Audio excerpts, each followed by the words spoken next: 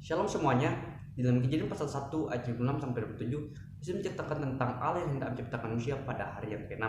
Jadi setelah Allah selesai menciptakan ciptaan yang lain dari pertama sampai ke-5, dari ke-6 inilah Allah bakal menciptakan manusia yang adalah pusat penciptaan. Nah, dalam Kejadian 6 sampai 27, Allah berkata bahwa baiklah kita menciptakan manusia menurut gambar dan rupa kita. Nah, berdasarkan ayat ini, maka tentunya muncul pertanyaan, apakah yang maksudkan gambar dan rupa Allah? Nah, ini saya akan menceritakan di dalam video ini.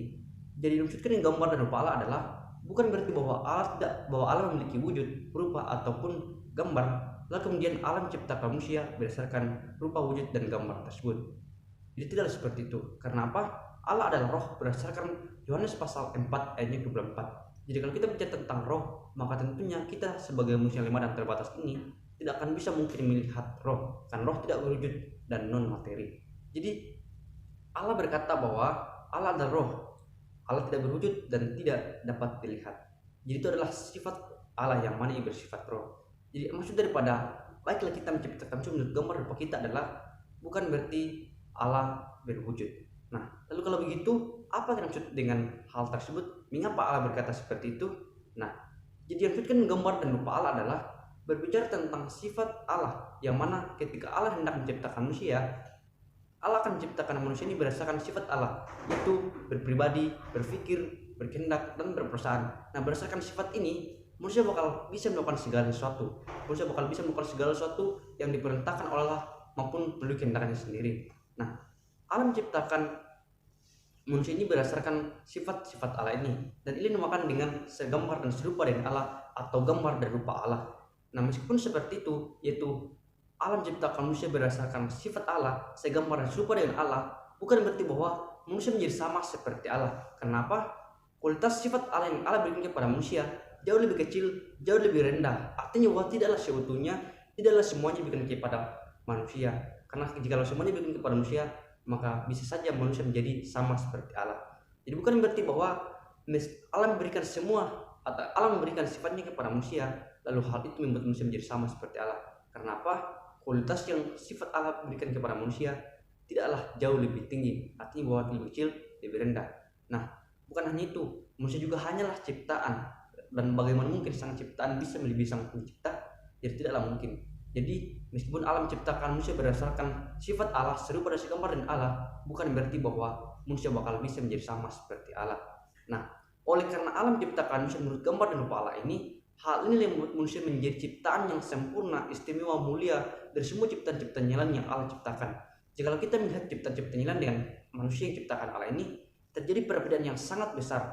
Yang mana dalam proses penciptaan saja, kita melihat bahwa ciptaan-ciptaan yang lain diciptakan oleh Allah hanya berdasarkan firman Allah saja. Artinya dalam artian yaitu difirmankan, diperintahkan, lalu kemudian langsung jadi. Sedangkan manusia berbeda. Manusia ciptakan melalui proses yang mana dibentuk dulu dari tanah, lalu kemudian Allah menghembuskannya melalui nafas Allah, lalu kemudian menjadi makhluk hidup. Artinya bahwa melalui proses ini menunjukkan bahwa kualitas manusia atau mutu daripada manusia lebih bermutu, lebih berkualitas daripada ciptaan-ciptaan yang lain, yaitu Allah memberikannya sifat-sifatnya, memberikannya serupa dan segambar dengan Allah.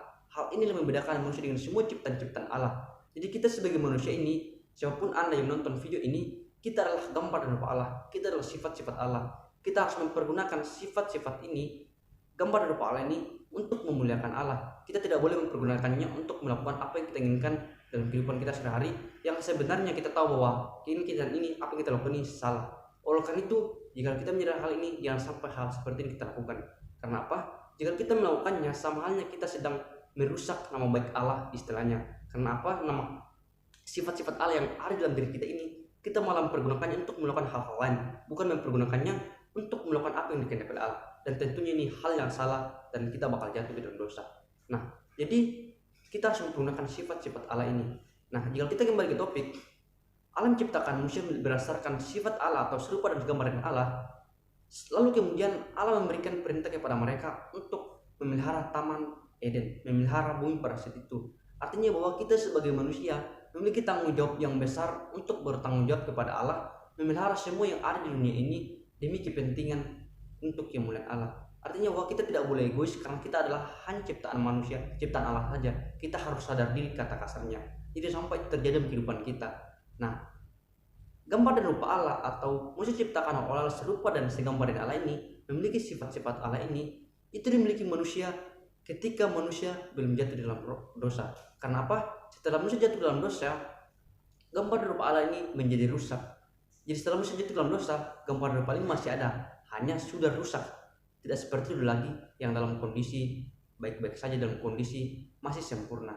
Jadi oleh karena manusia sudah berdosa, rupa Allah, gambar dan rupa Allah atau sifat-sifat Allah yang mana Allah berikan kepada manusia ini menjadi rusak, menjadi tidak sempurna lagi. Oleh karena itu, untuk mengembalikan sifat Allah dan rupa Allah yang sempurna ini namun sudah rusak karena dosa, maka harus ada rupa Allah atau gambar Allah yang sempurna yang harus memperbaiki ini. Dan kalau kita mengamati keseluruhan Alkitab, Yesus Kristuslah gambar rupa Allah yang sempurna yang memperbaiki gambar rupa Allah yang sudah rusak ini melalui kematiannya di kayu salib, yang mana ia merelakan dirinya untuk menebus dosa manusia agar sifat Allah, gambar dan rupa Allah yang ada dalam diri manusia yang awalnya sudah rusak ini menjadi kembali kepada keadaan semula, yaitu kembali kepada keadaan yang sempurna.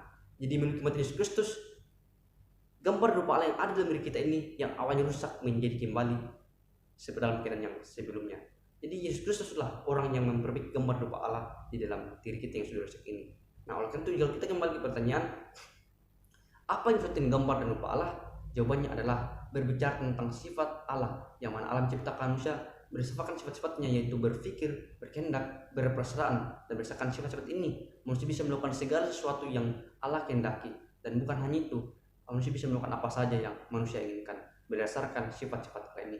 Dan meskipun manusia diciptakan oleh Allah berdasarkan sifat-sifat Allah, bukan berarti bahwa manusia bisa menjadi sama seperti Allah. Karena apa? Kualitas sifat Allah yang Allah berikan kepada manusia sangatlah kecil, sangatlah rendah. Dan bagaimana mungkin manusia yang berikan kualitas yang kecil dan rendah seperti ini bisa melebihi kualitas Allah yang sangat sempurna, yaitu memiliki segala sesuatu, maha kuasa, maha tahu, memiliki pemikiran yang sangat jenius misalnya kalau kita gambarkan sebagai manusia.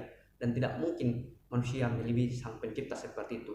Dan perlu kita ketahui juga bahwa jika kita mengatakan bahwa karena Allah menciptakan kita berdasarkan sifat-sifat Allah, lalu kita menganggap bahwa kita melebihi kita bisa menjadi sama yaitu Allah, bagaimana mungkin? Karena kita adalah ciptaan, bagaimana mungkin kita bisa melebihi sang pencipta kita yang adalah menciptakan kita yang terbatas, yang adalah manusia ciptaan ini. Jadi tidaklah seperti itu. Demikian video kali ini. Kiranya melalui video ini kita bisa sama-sama belajar.